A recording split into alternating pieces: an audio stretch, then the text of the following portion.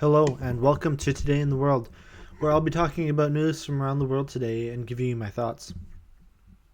Um, so for me, the big news of the day was I woke up and I had saw that the Speaker of the House in the U.S.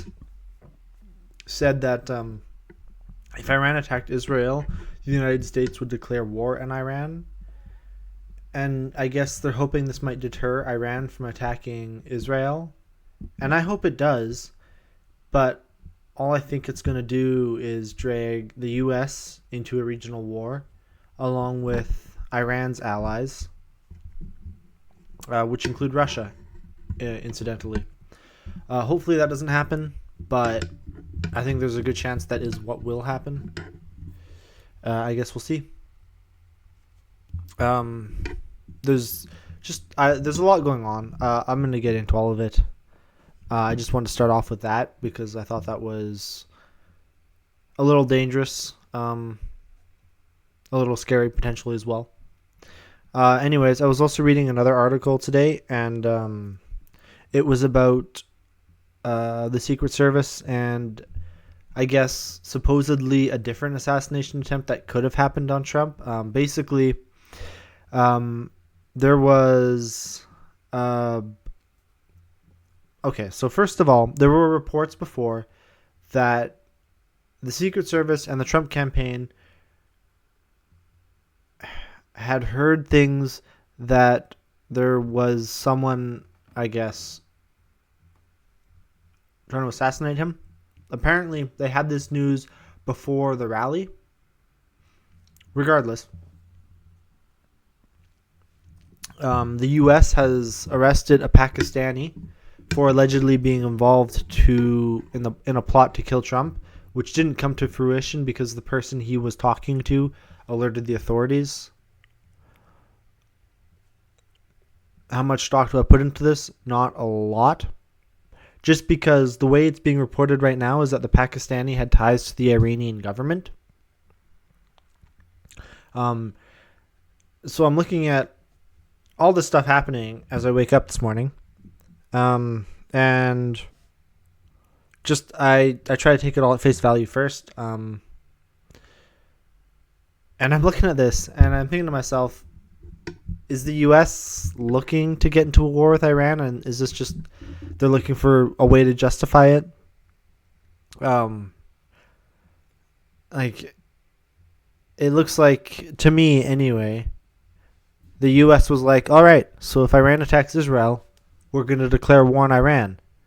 And now I also want people in the United States to go for the war in Iran. I want them excited about this war in Iran. So I'm going to say that we arrested this Pakistani guy who was linked to the Iranian government and he wanted to assassinate Donald Trump. Let's get the Republicans and the right in the United States excited for this war. And I'm not saying that there wasn't, I'm not saying that this Pakistani man didn't have plans to assassinate Trump. I think it's very likely that he did.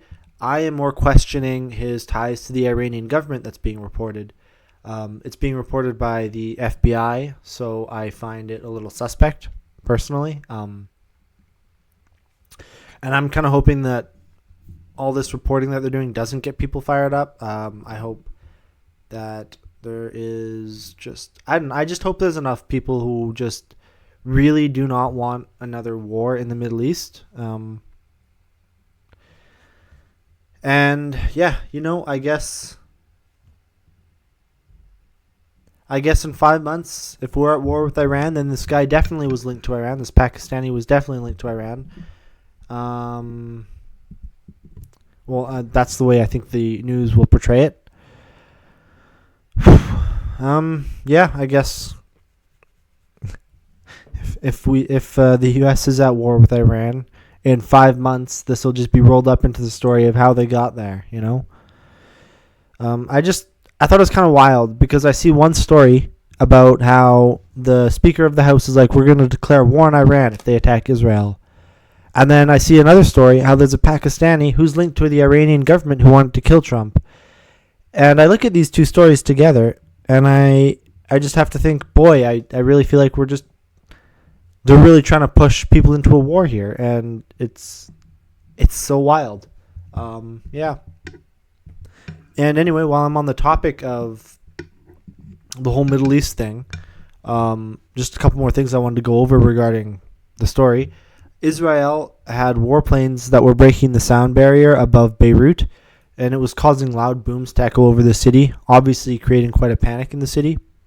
This was happening, I think, like half hour before Hezbollah's new military leader was giving a speech.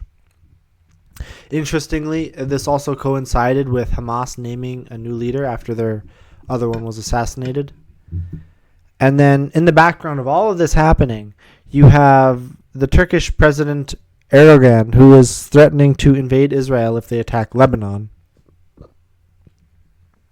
He has also stated on several occasions that he would be willing to militarily intervene in Israel's war with Gaza.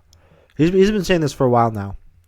And I just thought it was kind of interesting where we see the strongest NATO military presence on the side of Israel and the second strongest military presence in NATO against Israel.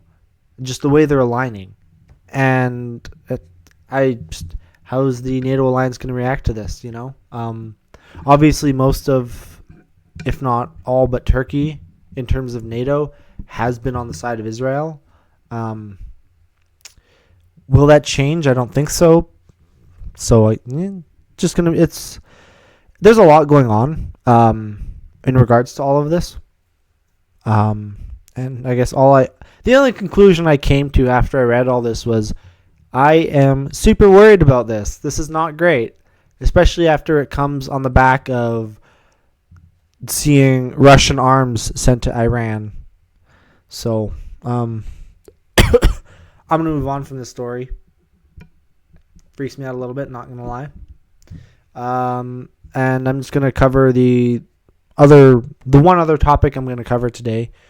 I'm just going to quickly go over, as quick as I normally do things, so not very, but quickly go over what's happening in Bangladesh, because the president has now officially dissolved parliament to make way for elections to replace the prime minister who resigned. Technically resigned. So, a couple things. The opposition leader has now been released from house arrest.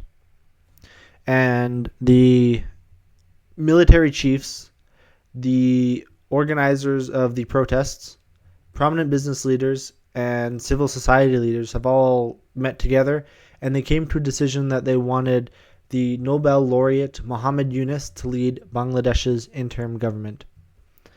And then just to quickly touch on something else not really related to that. I just really quickly wanted to touch on it. How people were talking about how the student protesters aren't students. And when you have a large majority of people protesting, and I think a large majority of them probably were students, but when you have a large majority of the nation protesting, you are going to have incidents where there are bad faith actors involved who are not looking for the same change as the rest of the protests, they're just using the protests as a way to do whatever they want, whether it just be to destroy statues or any number of other things. I think it's just what you get when there are protests.